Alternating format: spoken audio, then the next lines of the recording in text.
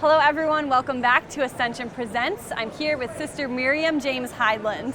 How are you, sister? Good, how are you? Good. So tell us why you're here at the World Meeting of Families. Well, I'm here to absorb the beauty of the World Meeting of Families and just doing a little bit with the Ascension Cafe downstairs at the Youth Congress. And it's just been amazing to see people from all over the world. It's wonderful. It's so inspiring. It's just really inspiring to be here. So I just feel grateful to be. So good, so good. Yeah. Tell us a little bit about the Youth Congress. What is it and what's going on? What's going on down there? I haven't been down yet. Well, it's a great event. And I think the kids are 6 to 17 years old and they've got, activities for little kids. They've got an Ascension Cafe where they've got speakers and music for the older kids, and right now they've got a main stage event where all the kids are singing and doing stuff, and so there's lots of people down there and it looks like they're having a lot of fun. So great. And what are you speaking on? I'm speaking on what we're looking for in life and what it means to be human. What does it mean to be fully alive and to give ourselves completely in the gift of love? And so those are some of the things that I'm just passionate about in life, and so very grateful to be able to talk about that. Beautiful. Yeah. And what do you hope to kind of convey to the teenagers that are there, and what do you hope their takeaway is from the World Meeting?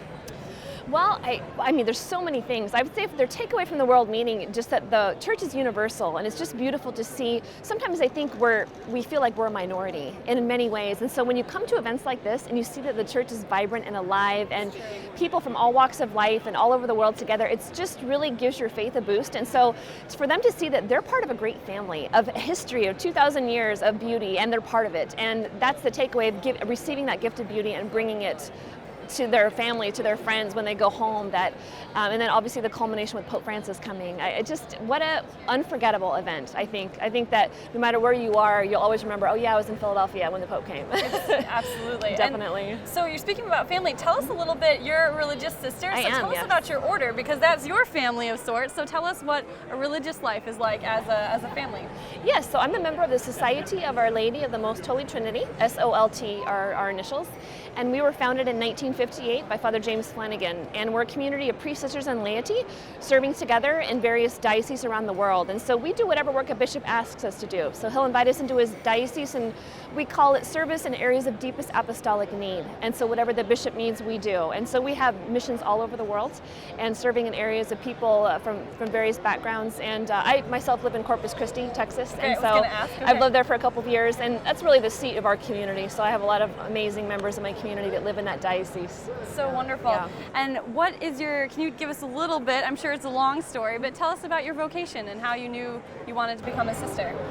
It was a surprise to everybody, including myself. I wanted to work for ESPN. That was really the goal of my life. And so I played Division I college volleyball and just had a lot of dreams for my life. But I also had a lot of brokenness and a lot of addiction in my life, that all that kind of collided. And it was during that time of real darkness that God sent a Catholic priest into my life. And the priest was a member of this community and was really one of the first people I'd ever met that was authentically holy. That was so amazing, like very honest, very funny, just loved. That man pursued God.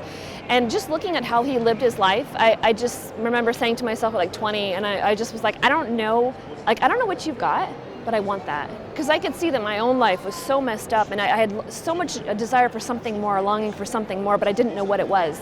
And so it was really having Father mentor me like a spiritual father for several years, and he would tell me the truth whether I wanted to hear it or not. And just so important. Yes. And he said in love, of course. Of course. Truth. Yeah, definitely. And he would challenge me. He'd say, what do you want with your life? Like, I know it's not what you're living now, because your life is a mess. I know that you don't want this for your life. I'm like, I know, Father. And so it was really that experience of authentic love that allowed me to hear Jesus call me. And I had a distinct moment in my life where I heard Jesus Christ call me to be his bride. And I said yes, and that changed my life, and it's changed my life every day since. Amazing. It's so beautiful, though. And what would you say? I mean, I'm sure there's so many families out here, they know this World Meeting is happening, but they're also very broken. And having gone through that yourself, what encouragement could you give them from what you now know?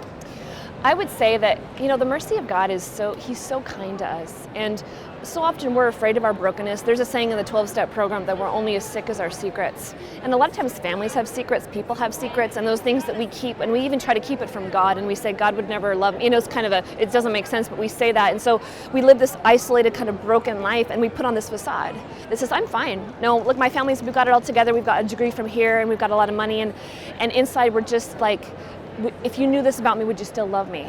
And that's ultimately what all of us want. We just want to be loved for who we are. And I think it's that encounter of coming to Christ in the sacraments, of telling our story, of getting help where we need to get help, that our lives become integrated and holy as we practice virtue. And it's not easy. The path to authentic love and honesty is not easy, but it's worth it. It is worth every second of it. And God continually in my own life heals me and calls me to deeper levels of honesty and love every day. Gorgeous. Thank you so much, Sister, for joining us. Thank you for I hope you having have a great time at the rest of the Youth Congress and the Adult Congress, and I'm sure we'll run into you again more. Thank you. I look forward to it. All right. Thank you, everyone. Keep watching Ascension Presents. You can find us YouTube, search Ascension Presents, or ascensionpresents.com. God bless.